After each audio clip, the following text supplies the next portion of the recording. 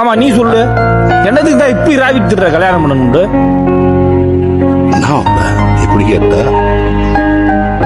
ஊரெல்லாம் சுத்தி தெரிஞ்சுட்டு வீட்டுக்கு போறப்ப நானே கதவை திறக்காம உள்ள இருந்து என் பொம்பளையால கதவை திறக்கணும். குடும்ப தலைவர் என் பேர் போட்டு ரேஷன் கார்டு வாங்கணும்.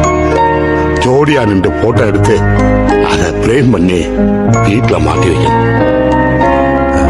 பொம்பளை இல்லாத வீடு என் வீட்டுக்கு பத்திரிக்கையே வந்ததில்ல.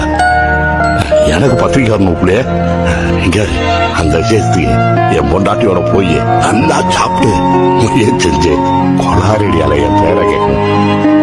எங்க ராத்திரி எங்கேயாவது நின்று ஆளுகளோட பேசிக்கிருப்பேன். ஏய் இன்னும் வரலையா, எம்புட்டு நேரம் அப்படின்னு ஒவ்வொருத்தரும் என் பொண்டாட்டிட்டு இருந்து போகணும்.